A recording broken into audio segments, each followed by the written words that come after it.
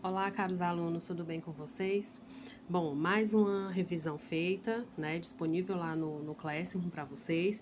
E hoje eu vim aqui para fazer a devolutiva, ou seja, para dar o feedback dessas 5 questões que vocês responderam lá na primeira revisão de Sociologia. Como se trata de revisão, eu optei por trazer alguns dos temas que foram mais recorrentes, né, o que a gente trabalhou ao longo do primeiro e do segundo bimestre. E um deles que eu achei bastante pertinente foi a gente tratar de democracia, tá? Então eu trouxe aqui um resumo, né, básico, trouxe um vídeo e 5 questões para a gente fazer a discussão dentro desse tema. E a primeira delas, ele vem trazendo o conceito de democracia representativa, como sendo um sistema político em que decisões que afetam uma comunidade não são tomadas diretamente por seus membros, mas as pessoas eleitas por eles. Óbvio que a gente tem aqui como governador, como prefeito, como presidente, como vereador, são representantes do povo, né, eleitos por eles. Em governos nacionais, a democracia representativa se materializa na forma de eleições para congressos, parlamentos ou órgãos nacionais semelhantes. A democracia representativa expandiu-se no final do século passado, principalmente, gente, com o fim das ditaduras militares em vários países e nações do continente latino-americano.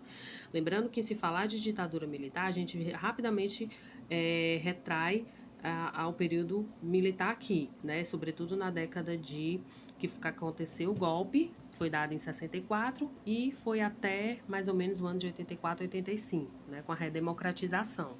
Mas isso não foi uma ditadura estabelecida só não no Brasil. Houve em alguns países, houve no Chile, houve na Argentina e outros países daqui da América Latina, tá certo? Então, o fim dessas ditaduras trouxeram uma nova remodelagem, principalmente na questão das eleições. Aqui no Brasil, a gente teve o movimento das diretas já, né, que eram eleições diretas, a qual as pessoas iriam às urnas para eleger os seus respectivos representantes, tá bom? Então, a letra A é o que vai responder à primeira questão.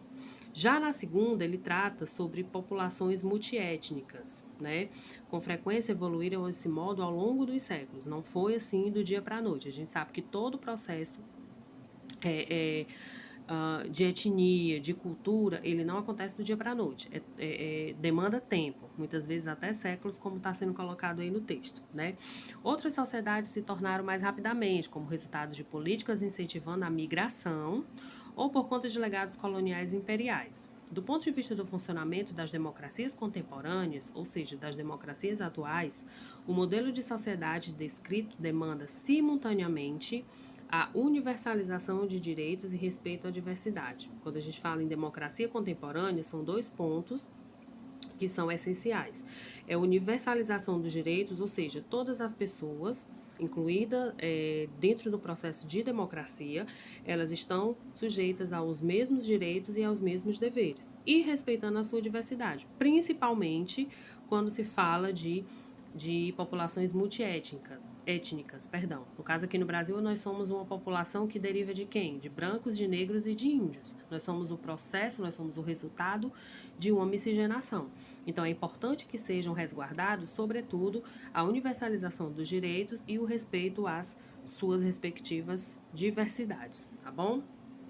Já na terceira questão, a questãozinha do Enem, né, de 4 anos atrás, ele veio falar sobre democracia deliberativa, né, no sentido de deliberar o ato entre si, por meio da argumentação razoável, tentando chegar a um acordo sobre as políticas que seja satisfatório para todos. A democracia ativista desconfia das exortações à liberação por acreditar que, no mundo real da política, onde as desigualdades estruturais influenciam procedimentos e resultados, processos democráticos que parecem cumprir as normas de liberação geralmente tendem a beneficiar os agentes mais poderosos.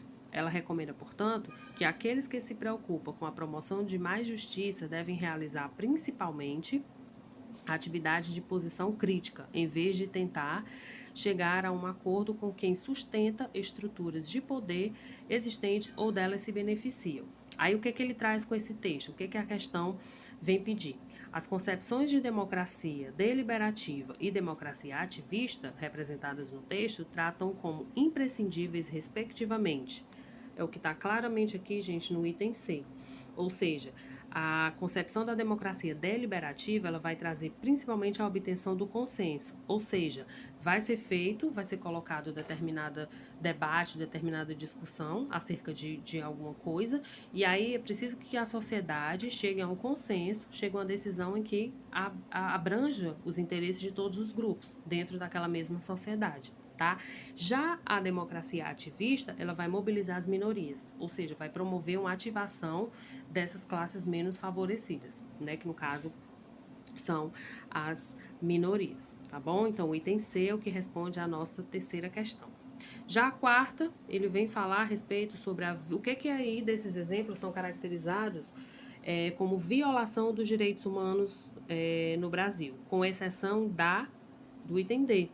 Cobrança abusiva de impostos, como IPTU, IPVA, ITR e imposto IRF, dentre outros, eles não são caracterizados como violação de direitos humanos, tá? Embora sejam abusivos, mas não viola um direito humano dentro da Constituição, dentro das cartas que regem esses direitos humanos no mundo todo, tá certo? E, por fim, o termo cidadania, ele é explicado principalmente de uma forma bem resumida, bem sucinta, como sendo a condição de um indivíduo como membro de um Estado e portador de direitos e de obrigações. Ou seja, o que é que vai reger a cidadania dentro de um país, de uma nação, é a Constituição Federal. No caso, a nossa, ela foi promulgada em 1988 e vigora até hoje. Claro que ela precisa passar por uma revisão do texto, ela precisa ter uma série de modificações, porque a sociedade hoje é diferente da sociedade de 1988, né? Mas é justamente a condição de um indivíduo como membro do Estado, todo cidadão brasileiro, né, independente de cor, de raça, de condição social, de faixa etária, ele faz parte, ele é membro desse Estado, Estado brasileiro, né? E portador de direitos e portador de deveres que ele coloca aí como obrigação, tá certo? Bom, foi isso as respostas das 5 questões. Eu espero que vocês tirem as suas dúvidas, vejam, revejam esse vídeo quantas vezes forem necessárias e chequem lá, verifiquem se condizem com as questões, com os itens que vocês marcaram, tá bom? Até a próxima!